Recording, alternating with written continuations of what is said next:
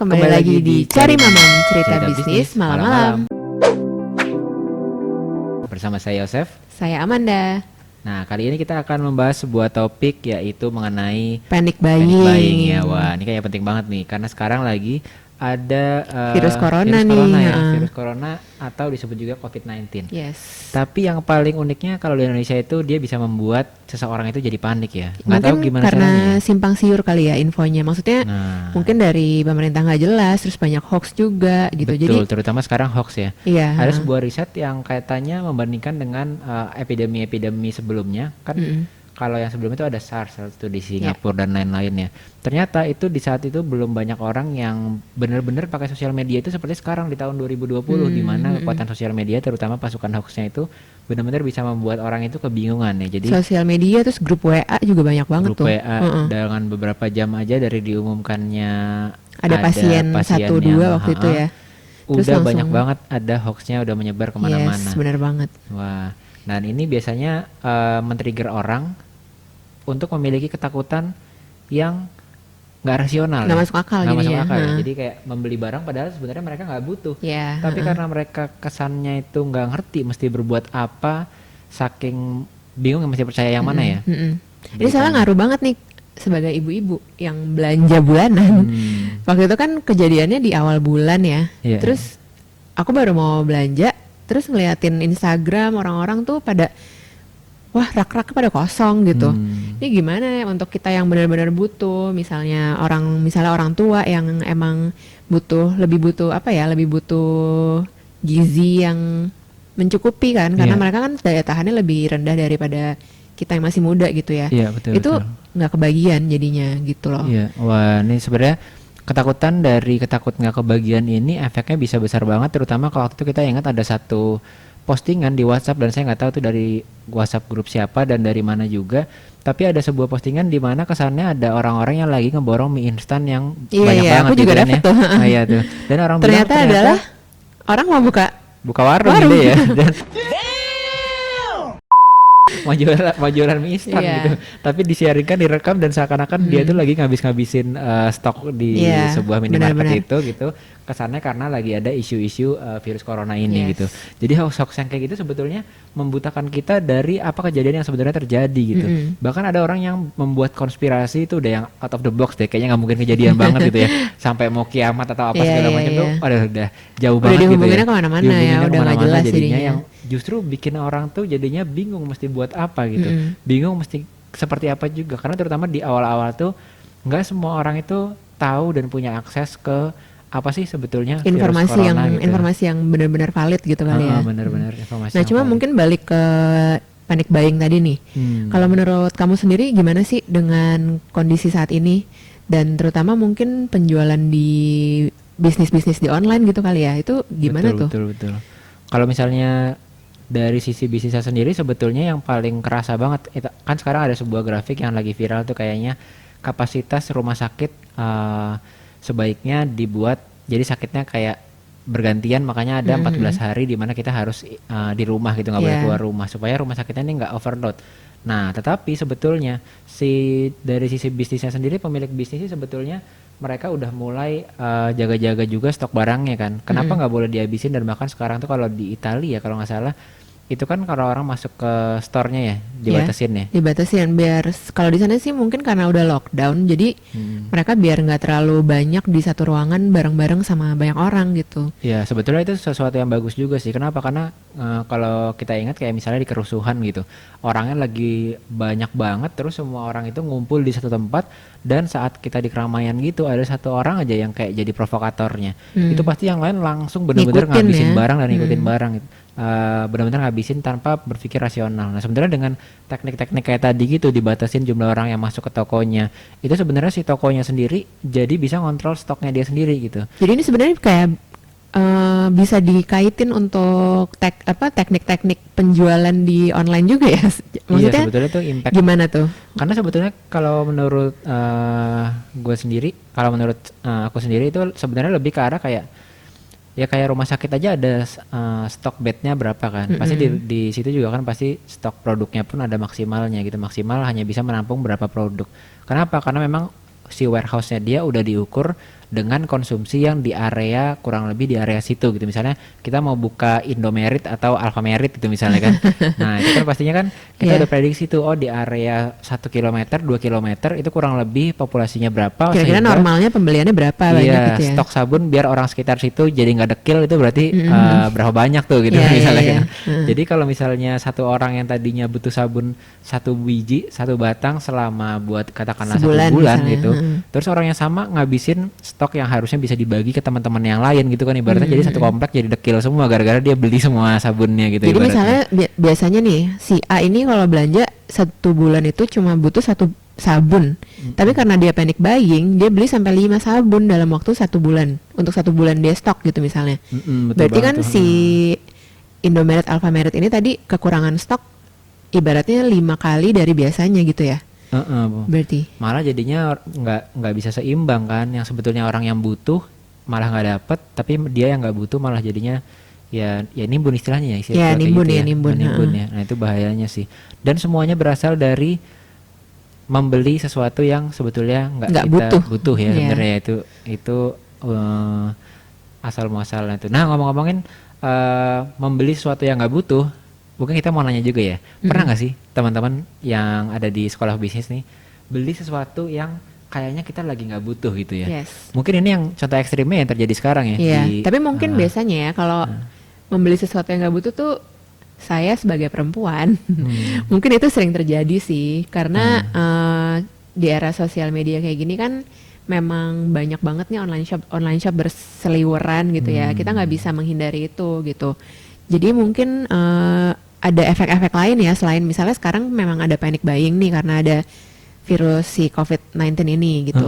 Cuma mungkin kalau misalnya di keadaan normal deh, normal itu gimana tuh menurut kamu ininya apa, kondisi si pembelian yang nggak butuh ini akan menguntungkan nggak sih sebenarnya untuk penjual gitu misalnya? Itu bisa dipakai nggak sih tekniknya untuk menarik pembeli gitu? Sebenarnya sih kalau masalah nggak butuh dan nggak butuh emang susah ya. Kadang-kadang kita berpikir sebagai seorang penjual pastinya pengen membuat orang butuh produk kita kan, makanya kita belajar marketing, jadi laku kan, belajar sales dan marketing. Tapi di keadaan tertentu memang kalau udah overbuying kayak gini ya jadinya nggak bagus juga gitu. Terutama kalau misalnya kayak kamu sendiri, kalau misalnya ngelihat di HP tiba-tiba ada ad sponsor post yang tujuannya memang untuk membuat kita tergoda dengan barang itu, ngelihatnya berkali-kali mungkin dalam sehari, otomatis kan dari tadinya kita nggak pengen jadi tertarik, jadi tahu bahwa rasanya kita butuh, jadi beli gitu kan. Nah ini sebenarnya teknik marketing yang bagus juga sih, yang mungkin semua marketer di sini butuh untuk ngerti gimana caranya membawa orang yang nggak kenal jadi kenal, terus tiba-tiba jadi pengen beli sampai jadi beli gitu. Jadi lebih ke KLTB gitu kan. KLTB juga ya yang sering kamu bahas tuh ya. Benar-benar. Cuma permasalahannya adalah ternyata ada keadaan-keadaan yang kayak gini nih, kayak lagi epidemi bahkan ya sekarang ya. Pandemik sekarang udah pandemik. Ya. Jadi dari epidemi, endemik, terus pandemik ya ternyata ya. Itu baru tahu juga tuh ada istilah-istilahnya ya. Baru belajar Ternyata kalau udah epidemi itu udah parah banget nyebarnya. Nah ternyata di keadaan yang epidemi itu orang-orang udah mulai ada rasa ketakutan kan. Jadi seperti kayak misalnya kita ada perang politik dan lain-lain itu, kadang-kadang untuk memenangkan calon pasangannya itu menggunakan unsur-unsur ketakutan yang memang itu paling efektif untuk bisa kita mencapai tujuan kita gitu kan, kayak gitu-gitu. Nah kadang-kadang yang kayak gini nih, ketakutan ini bisa justru membuat kita misalnya ketakutan anak kita nggak bisa makan, jadi terus ngelihat orang lain lagi rame-rame kita ikutan ngambil juga padahal kita nggak butuh.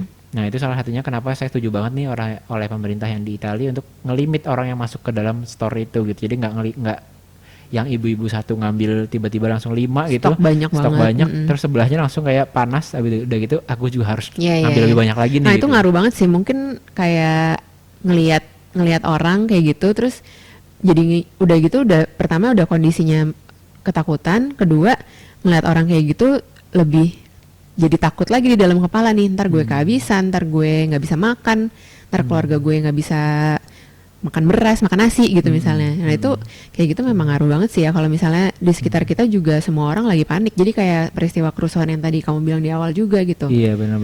Karena ada satu yang trigger, semuanya jadinya ikutan gitu. Nah itu penting banget sih. Jadi sebetulnya kalau misalnya belanja tapi nggak butuh ini, memang banyak banget sih yang kayak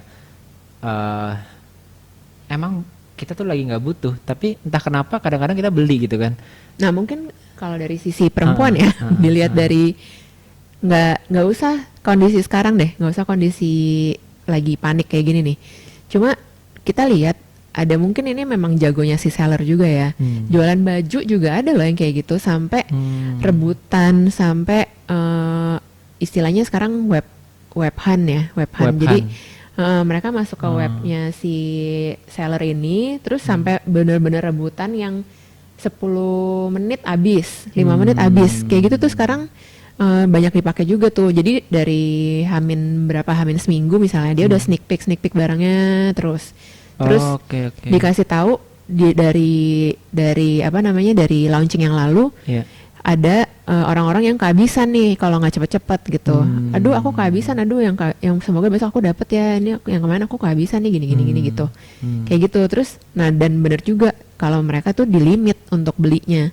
Padahal kan sebenarnya enak kan jadi penjual kalau satu orang langsung beli 100 barang misalnya. Langsung habis nih stok gue gitu kan. Cuma dengan di limit itu justru orang-orang makin gue harus benar-benar cepet-cepet nih, on time, harus standby, masuk, beli yang gue butuh sesuai sama, misalnya di limit 3 pieces, ya udah, gue 3 pieces apa aja. Tuh dia udah panik duluan tuh, hamin 7 gitu, udah dipanas-panasin sama yang jual gitu. Dan itu ya beneran terjadi sampai hari H, kadang webnya sampai down, tapi ya 10 menit, 15 menit barangnya udah sold out. Ya? Iya. Dan ini gitu. terjadi juga di toko-toko offline yang menggunakan strategi gitu juga ya. Sempat ada baju yang ada matanya ada tanda X-nya itu tuh, kalau ingat zaman dulu kan tuh kan benar-benar sampai rukonya juga pintunya ada rubuh gitu ya. Padahal itu di dalam mall. Di dalam mall ya waktu ya. Dan mallnya dari belum buka ya, mereka udah antri ya. Nah itu ternyata memang menggunakan ketakutan itu bisa jadi salah satu yang efektif juga gitu. Tapi di sini kita mau sharing juga bahwa ternyata nggak hanya teknik itu, nggak hanya ketakutan aja ya, nggak hanya itu cuma salah satu ya salah satu yang aja bisa, kan, salah satu trigger yang bisa membuat orang itu membeli dari kita gitu. Kalau bisa digunakan bagus banget, tapi kalau bisa digunakan dikombinasi lebih bagus lagi gitu ya. Nah salah satunya adalah gimana caranya supaya orang itu merasa dekat dengan kita, sehingga waktu itu kayak punya pengalaman juga waktu tiba-tiba ada orang ngajakin ngobrol tentang HP kan. Kesannya dia tuh kenal sama kita, padahal kita nggak mau beli HP nih, tapi tiba-tiba dia cerita sama kita, terus ya kayaknya nih HP bagus banget ya, bisa dicolok ke TV dan dia bisa ada mirroring ke TV dan lain-lain. Terus kayaknya lama-lama kita ngerasa, oh iya benar juga ya, selain kenal sama orangnya, terus ngerasa kayak udah deket jadi teman, terus kita nggak enak kalau nggak beli gitu kan. Kadang-kadang kayak gitu ditawarin dagangan sama temen aja gitu ya. Kadang-kadang ada saudara kita yang entah dari mana datangnya gitu, tiba-tiba lebaran atau hari jualan raya baju besar, gitu. Ya jualan baju kan, atau jualan MLM bahkan gitu. Benar. Tapi mau nolak kita nggak enak juga gitu. Yes. Atau misalnya ibu-ibu yang kita udah lama, tante kita datang ke kita, sekarang aku produksi sambel loh, lah ini kapan jualannya nih, tiba-tiba ketemu produksi sambel aja gitu, ditodong kan. Nah kayak gitu-gitu kan kadang-kadang nggak enak, nggak ya udah akhirnya kita beli itu karena nggak enak, dan karena itu dekat sama kita rasanya, bagian dari saudara kita, bagian dari circle kita. Nah itu juga ada jadi salah satu cara trigger, jualan juga ya, cara untuk berjualan caranya supaya bisa barang kita tuh dibeli gitu.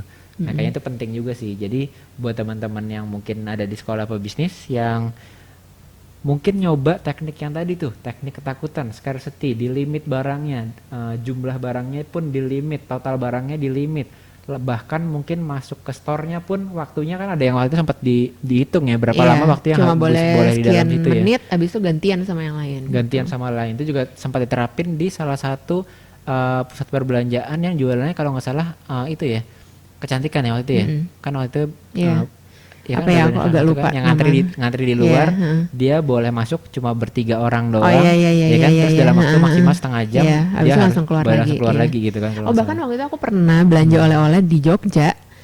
Dia itu jual apa ya, khas Jogja sih, entah apa ya, aku lupa, bakpia apa gitu. Itu juga di limit, satu orang cuma boleh beli satu, bahkan beli satu, maksudnya ini kan buat oleh-oleh ya. Oleh-oleh kan pasti dibagi-bagiin. Terus itu satu orang cuma boleh beli satu. Tapi yang ngantri ya banyak banget. Jadi jadi kayak waktu itu kita pergi berapa tuh? Berlima misalnya. Ya udah 5-5-nya ikut beli semuanya gitu, karena ya tadi di limit itu. Jadi kan kita penasaran juga gitu. Emang rasanya kayak apa sih sampai di limit kayak begini? Kenapa nggak boleh gitu? Banyak pertanyaan-pertanyaan yang akhirnya membuat kita penasaran dan akhirnya ya udah beli aja deh gitu daripada penasaran gitu. Nah, mungkin pertanyaannya teman-teman di sini, gimana sih caranya kalau kita mau menerapkan hal yang kayak gitu gitu? Iya, Kita iya, kan iya, pengennya benar. kayak mau dong kayak gitu juga, mau dong orang masuk kayaknya ngabisin barang kita tiba-tiba. Tapi mungkin yang nggak tahu ya, kepikiran nggak sih kita misalnya di saat toko yang tadi tuh yang kita omongin itu beberapa bisnis itu, dia bisa sampai berhasil kayak gitu. Itu awalnya kayak gimana sih? Apa dia langsung dari awal ngebatasin orang? Iya. Padahal dia belum punya misalnya tanda petik ya, foto-foto bukti-bukti yang dia laris zaman dulunya gitu. Atau belum pernah bener-bener launching atau belum pernah jual barang sampai rukonya itu kayak ya tadi tuh pintunya rusak. Atau misalnya nggak pernah sampai kayak iPhone orang pada tidur di luarnya gitu. Itu kan waktu Bangun tenda kita gitu ya. taunya udah ngehits kan, udah semua orang udah ada web hunt-nya gitu. Iya. Tapi startup awalnya itu gimana sih gitu. Nanti mungkin yang Jadi bikin pertanyaan penasaran ya. juga sih, jadi pertanyaan sih. Apakah memang Karena dari awal jualan itu kan kalau misalnya kita baru buka ada yang beli 1 biji 2 biji aja tuh kita seneng Seneng banget. banget kan Heeh. gitu. Nah, itu Masa dia mau tuh. di-limit gitu di awal ya kan? Bener-bener.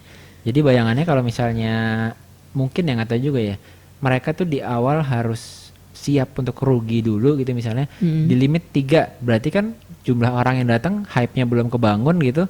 Terus ternyata mesti beresiko untuk banyak barang yang ternyata nggak laku gitu. Apakah mereka mengalami hal itu juga? Bisa jadi kejadian juga sih.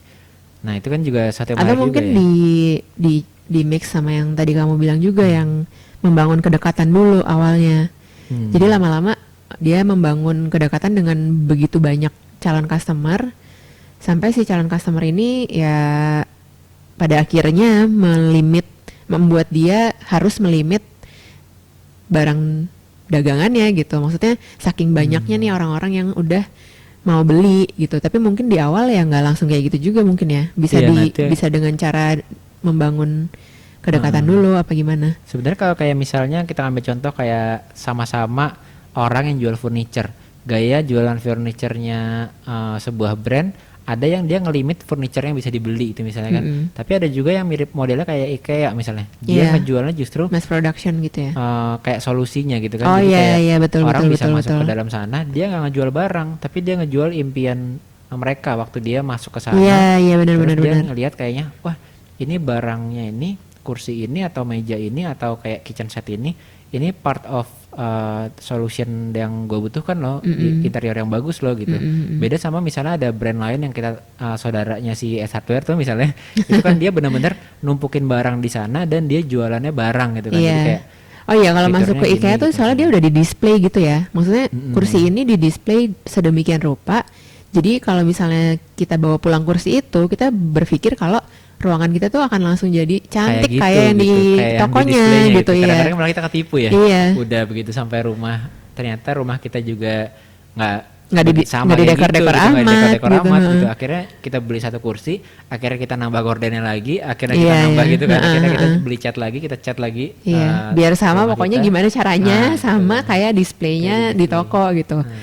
Nah itu kayaknya salah satu cara jualan yang berbeda sama yang tadi ya, limited. Nah tadi kan dibuat jadi limited gitu kan. Iya betul. Kalau yang IKEA ini lebih ke arah kayak misalnya mereka Menjual dibuat mimpi, iya, menjual mimpi ya ya. istilahnya ya. Heeh. Menjual mimpi, gimana orang kayaknya wah gue harus punya nih kayak gitu gitu.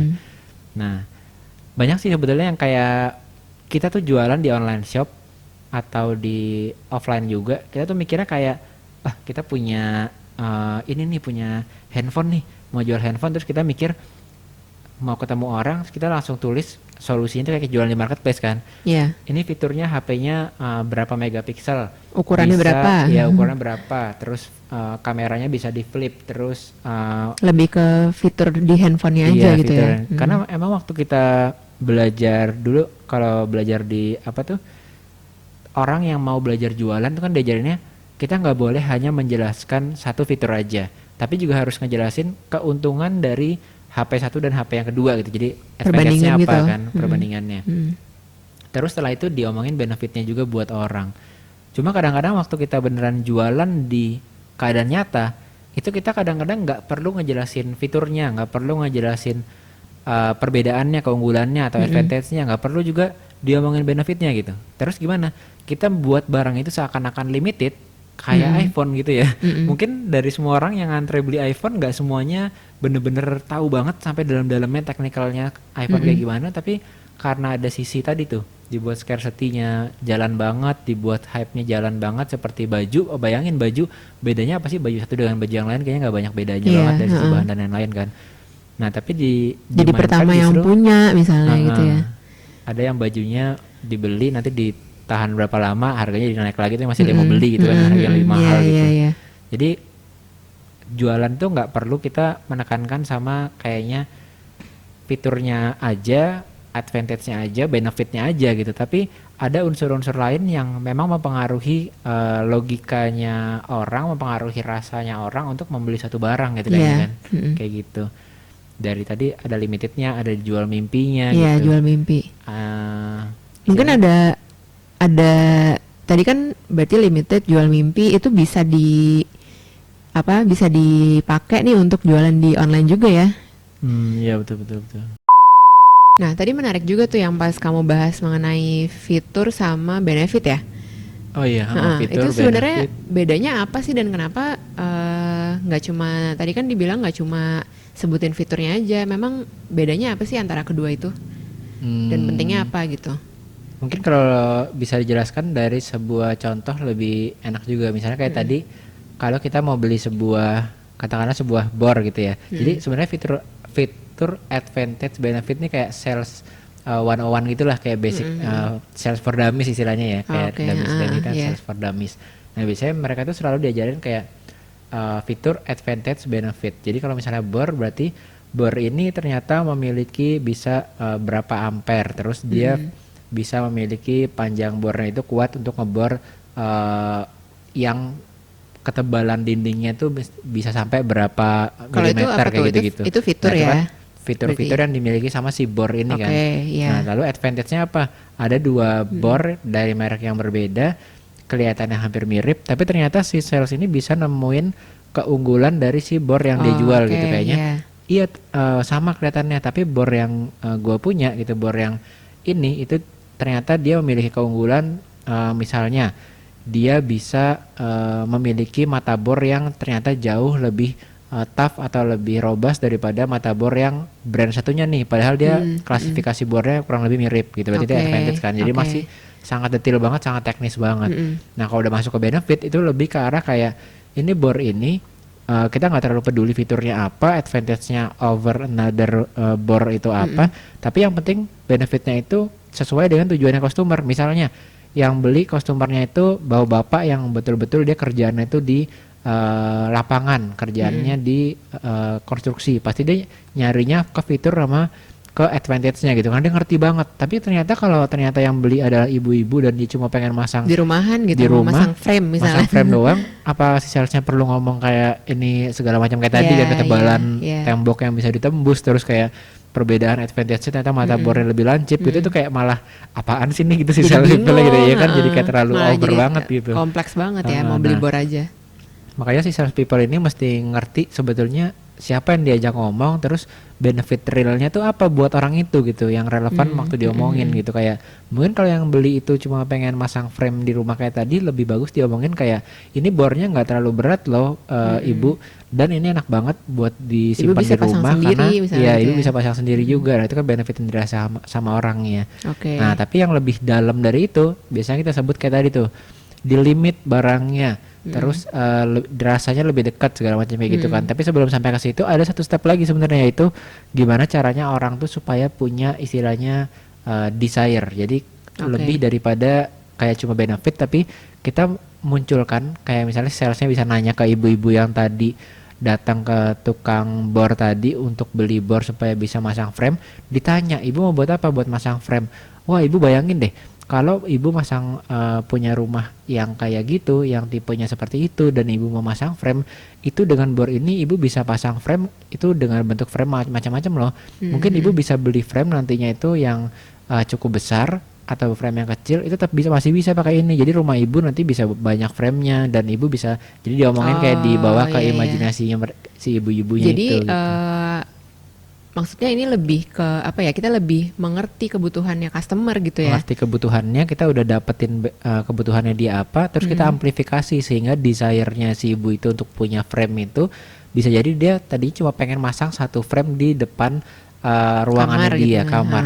Terus sama si sales ini dibuat supaya kayaknya rumah ibu tuh kalau sekarang nih lagi tren itu rumah-rumah yang Scandinavian itu rumahnya banyak frame-nya loh ibu gitu. Terus jadi Oke. kayak oh ternyata rumah gue tuh bagus ya kalau banyak frame-nya. Jadi kebutuhannya malah diamplifikasi sama si salesnya sehingga kayaknya butuh banget gitu. Nah itu dia nyentuh desire-nya si orang tadi gitu. Jadi bukan Oke. cuma fitur, advantage, benefit, tapi di sana tuh sampai desire terdalamnya itu apa dicari tahu.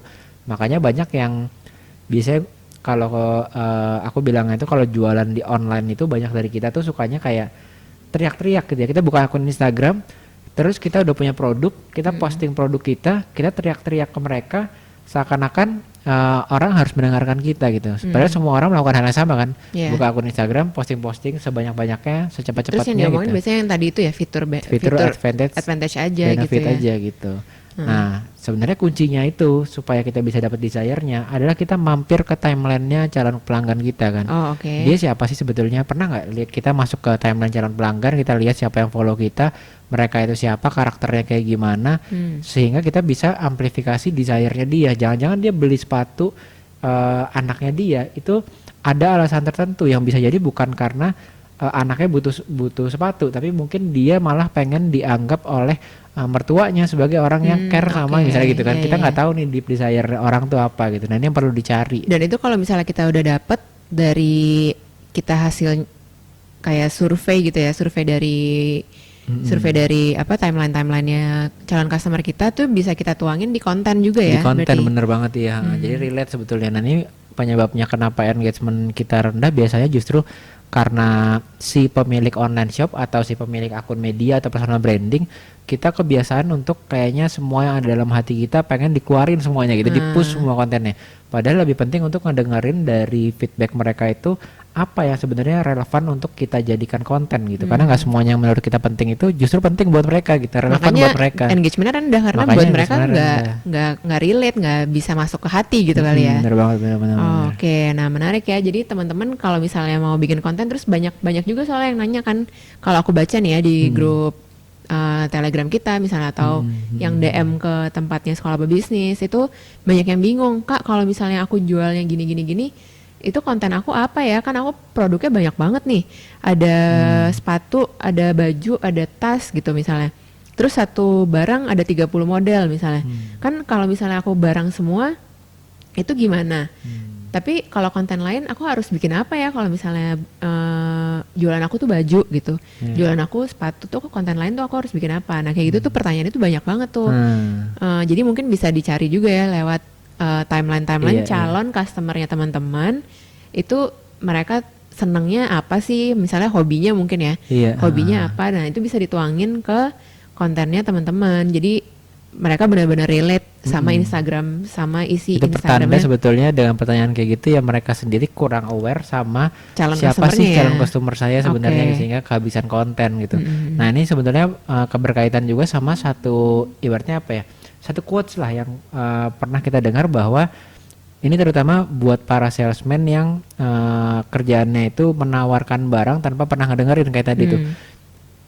Ada quotes yang bilang bahwa seseorang itu akan memperhatikan kita gitu. Jadi mereka akan peduli pada Anda.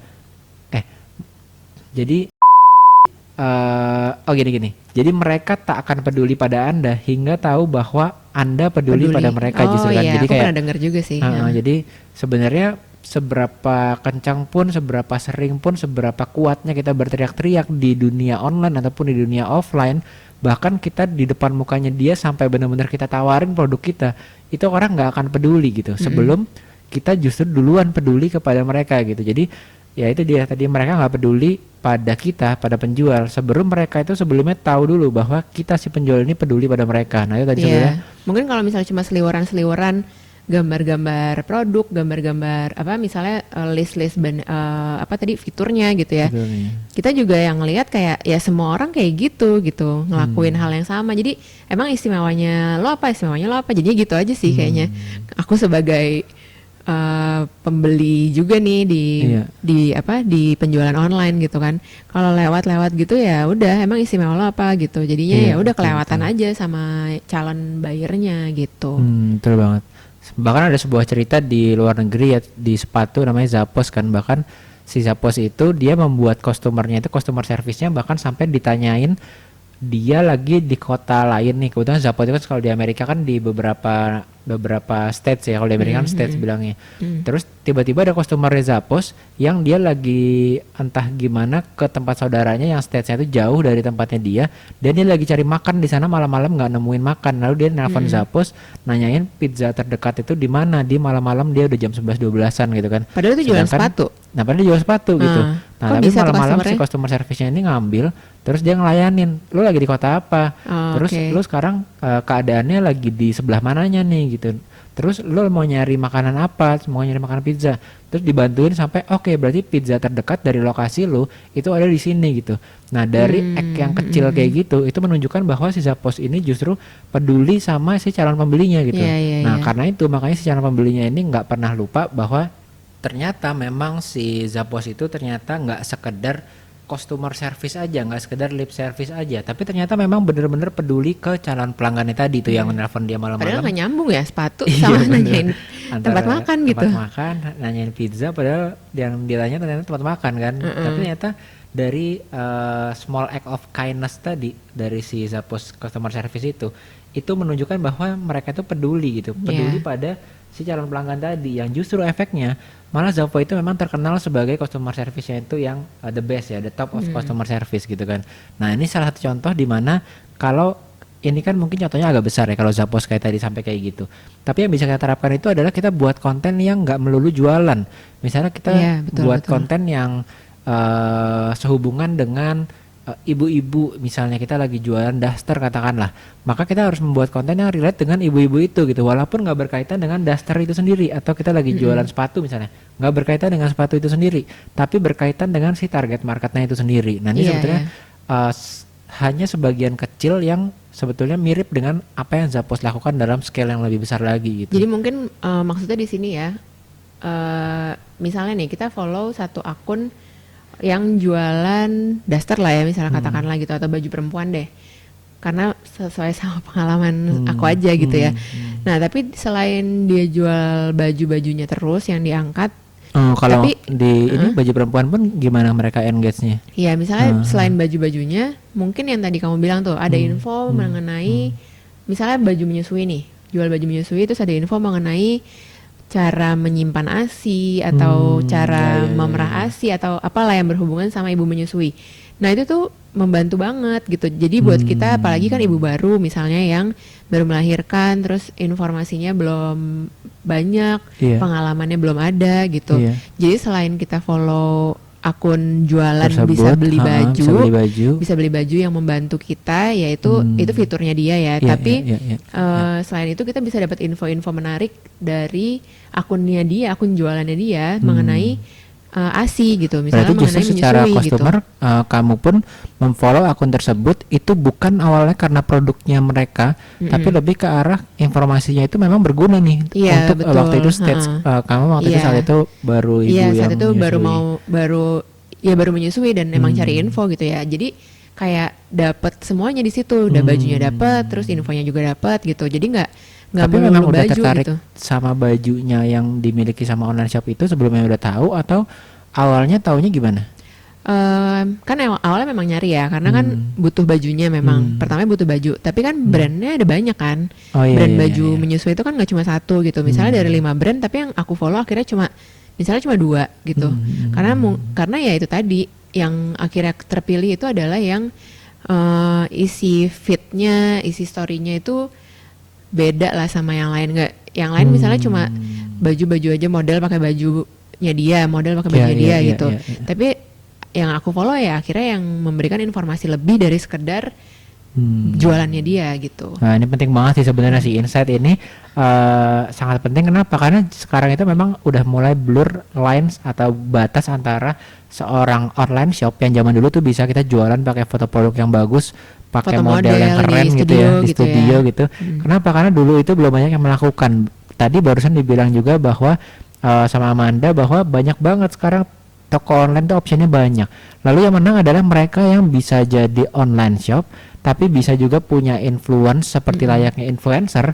Itu kan artinya dia bisa bangun influence, tapi juga yang ketiga bisa seperti media juga, memiliki informasi dan edukasi. Jadi sekarang nih semua akun nih harus blending nih, batasnya lebih blending kan. Soalnya dan yang menang justru mereka tadi yang bisa memberikan informasi yang bagus juga, tentunya produknya bagus juga, ada modelnya juga gitu kan. Jadi semuanya enak, pertama fitnya enak dilihat gitu.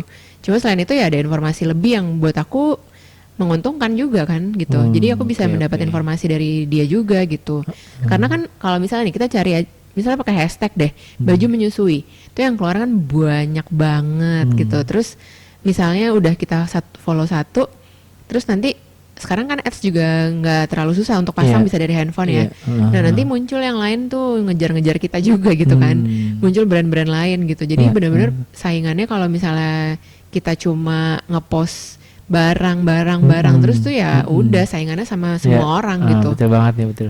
Nah setuju banget nih. Jadi perlu banget sekarang di saat semua orang itu udah berjualan barang yang sama-sama bagus, foto yang sama-sama bagus, kita perlu untuk orang tuh bisa tahu kita ya, untuk kenal kita, untuk trust ke kita, baru kita akhirnya bisa membuat mereka itu beli ke kita gitu. Makanya ada seperti kayak saya bilang selalu KLTB ya. Jadi KLTB ini benar-benar penting gitu. Kalau orang yang teknis bilangnya ini funnel ya, funnel gitu. Tapi saya senangnya bilangnya simple aja, itu KLTB. Gimana cara kita membangun trust ke calon pelanggan sehingga mereka tuh bisa beli ke kita akhirnya. Dengan apa? Dengan punya influence, dengan membangun informasi yang edukasi seperti media, dan pada akhirnya mereka bisa membeli produk kita yang pastinya bukan produk yang abal-abal juga ya, tapi tetap harus kualitasnya bagus juga. Mungkin gini sih, karena kita memberi informasi, jadi si brand ini memberi informasi mengenai ASI gitu ya misalnya. Jadi itu membangun suatu kepercayaan yang lebih dari aku sebagai pembeli, kalau dia tuh benar-benar paham dan dia benar-benar menguasai bidang atau barang yang dia jual gitu. Jadi nggak cuma sekedar jualan buat ibu-ibu yang menyusui aja, tapi selain itu tuh dia tahu kebutuhannya, karena ya itu tadi informasi-informasi yang dia kasih gitu. Jadi ya mungkin barangnya dia tuh ya benar-benar sesuai sama kebutuhan kita juga nih gitu. Jadi percayanya dari situ juga sih gitu. Oke, wah berarti penting banget ya teman-teman ya. Jadi ternyata dari sekarang nih kebetulan kita udah mau habis juga ya. Nah itu berarti kesimpulannya adalah untuk teman-teman bisa memanfaatkan yang namanya menjual nggak hanya dari fitur dan hanya dari advantage aja. Kita bisa memanfaatkan beberapa efek tadi tuh. Ada efek limited atau ketakutan tadi ya, seperti kasusnya virus corona yang sekarang nih bikin banyak orang dari kita panik sampai panik buying sampai barang tuh habis di mana-mana. Itu kasus ekstrim dan negatifnya gitu ya. Tapi bisa dijadikan kasus positifnya juga yang preparation untuk produk launching gitu misalnya. Tapi bisa juga untuk membangun kedekatan dengan cara tadi kita menjadi sebuah online shop yang dikombinasi dengan media dan juga punya influence untuk membuat orang itu jadi trust ke kita juga ya. Ada yang mau tambahin lagi nggak? Udah sih kayaknya dari aku ya. Itu udah mencakup semuanya sih yang tadi kita omongin tuh. Berarti ada tadi ketakutan, terus menjual mimpi ya, juga, menjual tadi. mimpi ke IKEA, sama informasi tadi sih. Informasi tadi benar-benar ngasih authority buat penjualnya gitu, kalau dia benar-benar menguasai bidang yang dia jual. Nah keren banget teman-teman insight-nya ya. Jadi sampai sini dulu pembahasan kita di episode yang kali ini. Sampai jumpa di episode Cari Mama berikutnya. Ya, dan don't forget to elevate your mindset and start your success journey today. Saya Yosef. Saya Amanda. Bye-bye.